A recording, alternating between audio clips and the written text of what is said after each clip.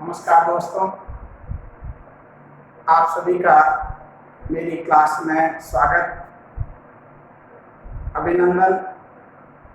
आज हम पढ़ेंगे गुप्त साम्राज्य के बारे में। बता दूं, गुप्त साम्राज्य पढ़ने से पहले आपको एक बार याद दिला दूं, यदि अभी तक आपने मेरा YouTube चैनल सुरेंद्र सारस्वत को लाइक नहीं किया है तो लाइक करें, सब्सक्राइब करें और सब्सक्राइब के बाद पास में आइकन है उस पर ऑल पे क्लिक करें ताकि जो भी मैं वीडियो अपलोड करूं वो आप तक पहुंच सके, आपके पास नोटिफिकेशन आ सके। तो आज हम पढ़ेंगे गुप्त साम्राज्य। गुप्त साम्राज्य बता दूं आपको कि भारत के इतिहास का स्वर्णिम युग था, बहुत ही महत्वपूर्ण है कॉम्पिटिटिव एग्जाम के दृष्टिकोण से। इससे रिलेटेड बहुत से प्रश्न पूछे जाते हैं कंपटीशन में, तो इसको पढ़ना बहुत ही जरूरी है, बहुत ही महत्वपूर्ण है। और बता दूं, भारत के इतिहास का स्वर्णिम युग था और इस युग की तुलना इतिहासकार यूनान के अगस्टस युग या पेरिक्लीज युग से करते हैं। बता दूं, जब मौर्य साम्राज्य के बाद छोटे छोटे राज्य आए, कुषाणों का और मौर्यतर राजवंश आए, उनके बाद बड़ा जो साम्राज्य जिसने भारत को एक सूत्र में बांधा वो गुप्त साम्राज्य था। गुप्त साम्राज्य की शुरुआत कौशाम्बी से समझी जाती है, कौशाम्बी से मानी जाती है। पहली बात यह आती है कि गुप्त मूलतः कौन थे, तो इस संबंध में बता दूं इतिहासकार अलग अलग मत देते हैं और जो सर्वाधिक मान्य मत है वो ये है कि गुप्त कुषाणों के सामंत थे। कुछ इतिहासकार ये मानते हैं कि गुप्त ब्राह्मण थे, तो कुछ इनको शूद्र कहकर बताते हैं। जो भी हो, अपन ये मानते हैं कि कुषाणों के सामंत ही गुप्त थे।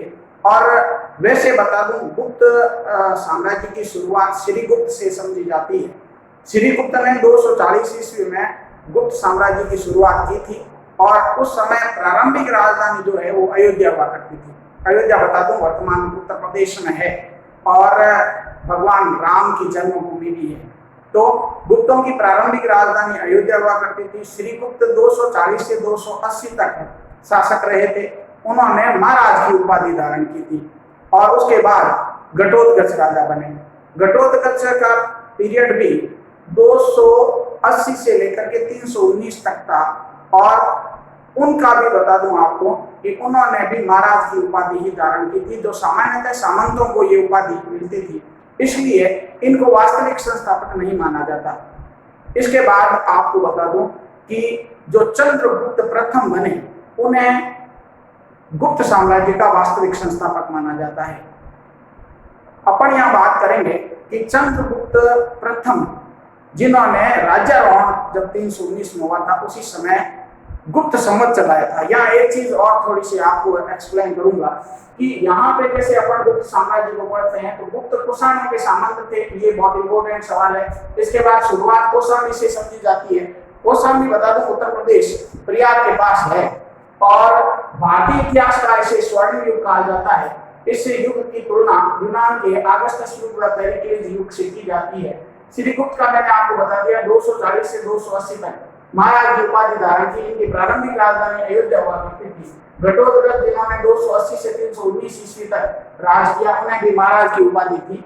उसके बाद चंद्रगुप्त प्रथम को पढ़ते हैं 319 से 335 ईस्वी तक महाराजा धीराज की उपाधि धारण की, इसलिए इन्हें वास्तविक संस्थापक माना जाता है। और अपने आप को मजबूत और समृद्ध बनाने के लिए इन्होंने वैवाहिक संबंध स्थापित किए थे और लक्ष्मी राजकुमारी कुमार देवी से विवाह किया और सोने के सिक्के चलाए थे। साथ ही साथ मैंने एक बात बताई थी आपको कि जब 319 में चंद्रगुप्त प्रथम का राज्याभिषेक हुआ था तब उन्होंने राज्यारोहण के समय गुप्त संवत चलाया था 319 ईस्वी में।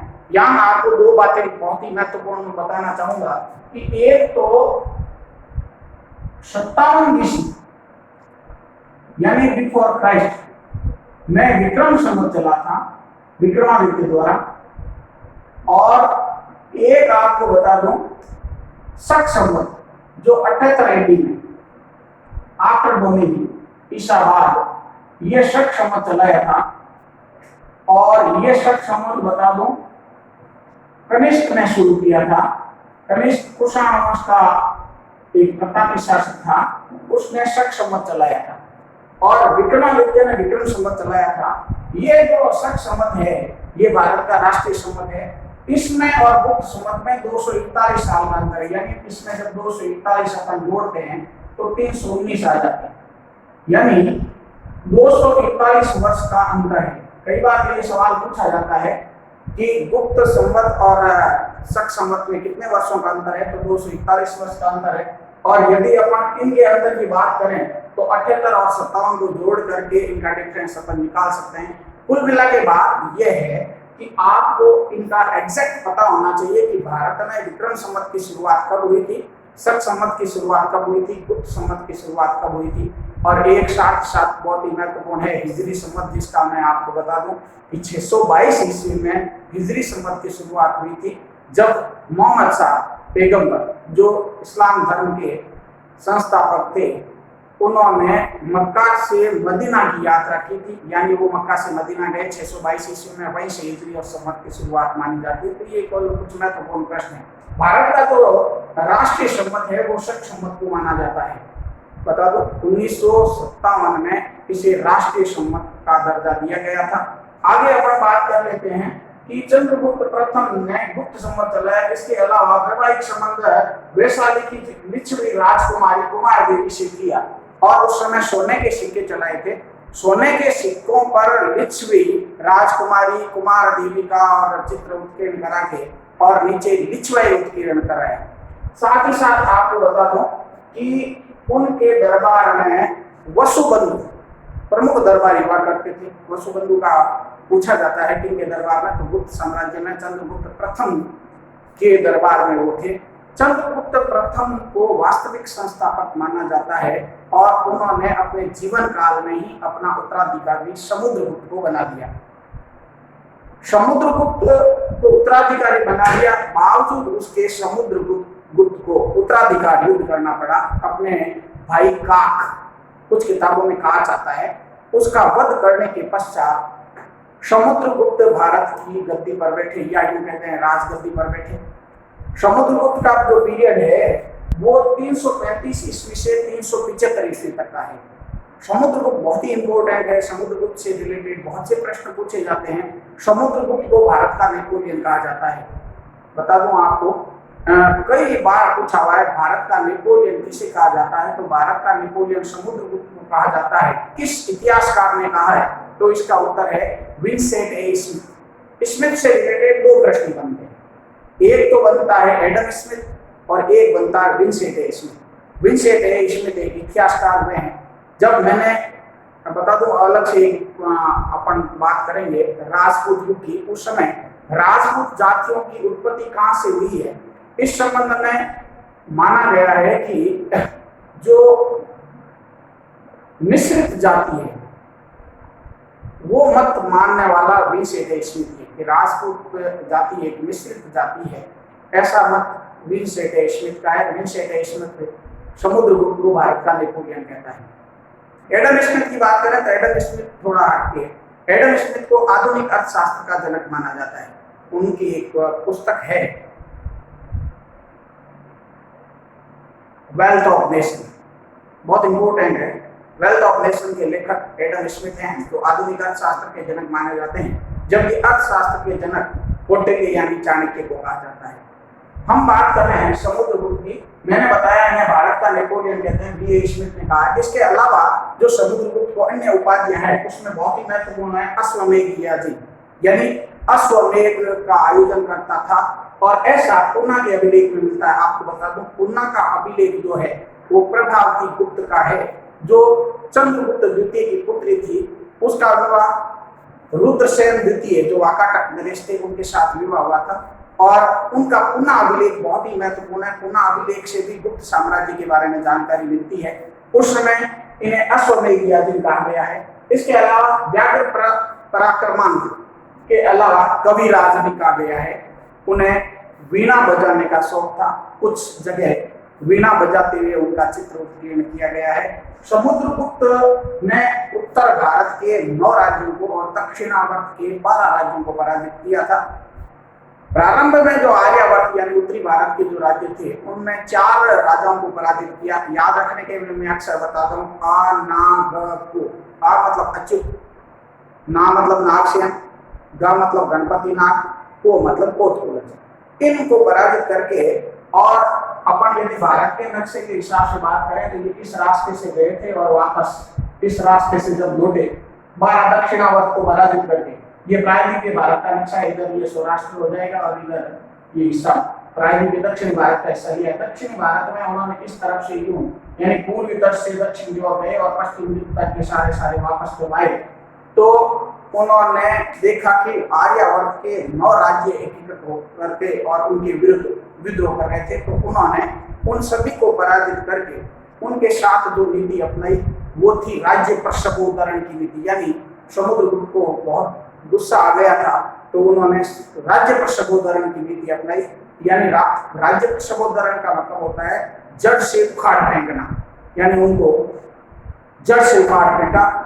और दक्षिणावर्त के साथ यहाँ पे आपको बता दूं जो नीतियां उन्होंने अपनाई थी उनमें राज्य प्रसवोद्धरण की नीति उत्तरी आर्यावर्त 9 राज्यों के साथ, ग्रहण मोक्षानुग्रह की नीति दक्षिणावर्त के साथ, ये उनकी दूरदर्शिता का परिचय था। दक्षिणावर्त के 12 प्रांत थे, इनके साथ ग्रहण मोक्षानुग्रह यानी वापस राज्य को जीत करके उन्हें ही सौंप दिया, उसकी दूरदर्शिता का परिचय था, क्योंकि उन्हें पता था कि इतनी दूरी से प्रशासन को सुचारू रूप से नहीं चलाया जा सकता, तो कम से कम अधीनता स्वीकार कर ली और ऐसी नीति उनके साथ अपनी दक्षिणावर्त के साथ ग्रहण मोक्षानुग्रह की, सीमावर्ती राज्यों को जीत करके और आज्ञाकरण परिणामानुगमन की नीति अपनाई और विदेशी राजाओं के साथ उन्होंने आत्मनिवेदन परिणोपायदान की उपाधि नीतियां अपनाई। ये जो नीतियां है इन सभी का उल्लेख बता दूं, उनके काल में जो दरबारी हुए थे हरिसेन ने प्रयाग प्रशस्ति में, प्रयाग प्रशस्ति बता दूं उत्तर प्रदेश में है प्रयाग, इलाहाबाद के पास, और वहीं पास में कौशाम्बी है। कौशाम्बी के अभिलेख पर ही प्रयाग प्रशस्ति लिखी गई। प्रयाग प्रशस्ति जो है वो चंपू शैली में है, संस्कृत भाषा में है और उसकी लिपि जो है वो ब्राह्मी लिपि है। इस प्रयाग प्रशस्ति में समुद्रगुप्त की सभी सैन्य अभियानों का वर्णन है। उसके बाद बता दूं आपको कि समुद्रगुप्त के बाद जो राजा बने वो बने रामगुप्त। समुद्रगुप्त का बड़ा बेटा रामगुप्त राजा बना और यहाँ पे लिख देता हूं रामगुप्त।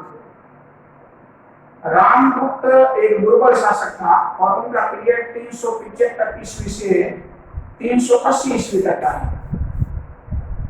ये दुर्बल शासक थे और अपनी रानी ध्रुव स्वामिनी ऑब्लिक ध्रुव देवी को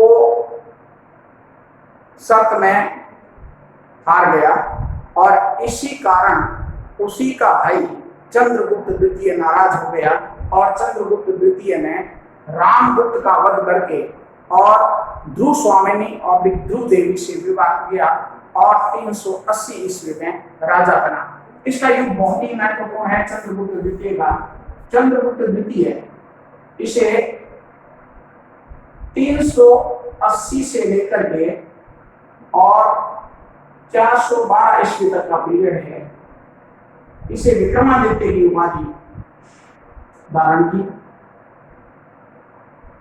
इसका युग बहुत ही महत्वपूर्ण है कंप्यूटेशन के दृष्टिकोण से, विक्रमादित्य का पीरियड। इन्होंने विभिन्न वैवाहिक संबंधों से अपनी स्थिति को समृद्ध बनाया और साथ ही साथ जो महत्वपूर्ण बातें हैं उनका मैं यहाँ जिक्र करना चाहूंगा कि उनके काल में नवरत्न थे। नवरत्न का ट्रिक बता देता हूं। और विक्रमादित्य के काल में जो नवरत्न थे दरबारी थे उनको याद करने के लिए मैं अक्सर ये फॉर्मूला बताता हूं। बेधन घटका अक्ष सवाल,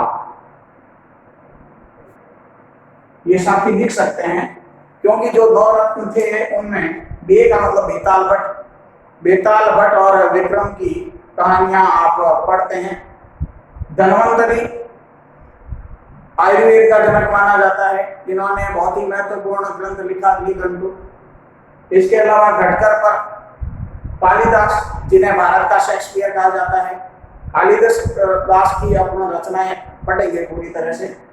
अमर सिंह ने अमरकोश लिखी और शपनक के अलावा शंकु, वरावीर, और वरामिहिर बता दूं खगोल शास्त्री थे और उनका जन्म भी उज्जैन में ही हुआ था। उज्जैन विक्रमादित्य की दूसरी राजधानी हुआ करती थी और उन्हीं के नाम से उज्जैन में विक्रम विश्वविद्यालय है।